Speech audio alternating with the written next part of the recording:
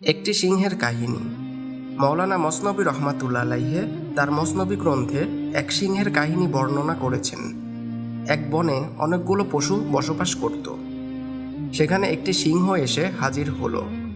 সে পশুদের উপর জুলুম অত্যাচার করে প্রতিদিন একটি করে পশু ভক্ষণ করতে লাগলো। অত্যাচারে অতিষ্ঠ হয়ে সব পশু মিলে পরামর্শ করে সিংহকে গিয়ে বলল, আপনার এত কষ্ট করতে হবে না, আমরা প্রত্যহ আপনার আহারের জন্য এক একটি পশু পাঠিয়ে দিব। আপনি আমাদেরকে এভাবে আর কষ্ট দেবেন না। সিদ্ধান্ত মোতাবেক প্রতিদিন লটারিতে যার নাম ওঠে তাকে সিংহের নিকট পাঠিয়ে দেওয়া হয়, আর বাকি পশুরা সুখ শান্তিতে কলাতিপাত করতে লাগলো। একদা লটারির মাধ্যমে এক খরগোশ সিংহের আহারের জন্য নির্ধারিত হলো। সে ভেবেচিন্তে একটি কৌশল আবিষ্কার করল আর বলল, আজ সিংহের সাথে শেষ ফয়সালা হবে। সে বিলম্ব করে সিংহের কাছে গেল, আর দূরে সিংহ বসে বসে রাগে ফুলছে। খরগোশকে দেখে বলতে লাগলো, আজ হতে আমি পূর্বের ন্যায় যাকে পাবো তার উপর হামলা করে তাকে খেয়ে ফেলব। তোমরাই তোমাদের চুক্তি ভঙ্গ করেছ।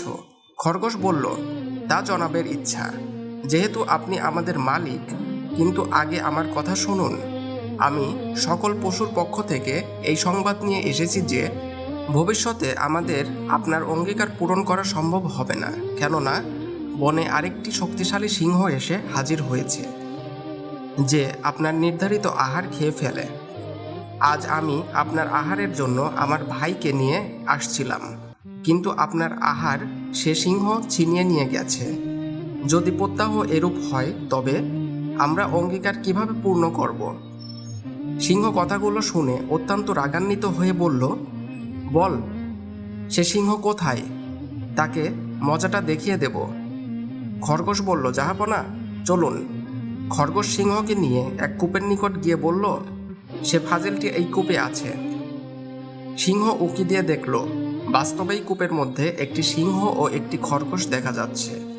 খরগোশ বলল, মহারাজ, দেখলেন ব্যাপারটা? এবার সিংহ রেগে গিয়ে কূপে ঝাঁপিয়ে পড়ল, আর এদিকে খরগোশের এতদিনের স্বপ্ন পূরণ হলো। সে লাফাতে লাফাতে বন্য প্রাণীদের নিকট চলে গেল, আর সবাই তাকে এ কাজের জন্য স্বাগত জানালো। ফায়দা, দেখুন সিংহটি কেমন ভুল করেছে। কূপের মধ্যে তো তারই প্রতিচ্ছবি ছিল, কিন্তু তা না ভেবেই কূপে ঝাঁপিয়ে পড়ে নিজেই ধ্বংস হয়েছে।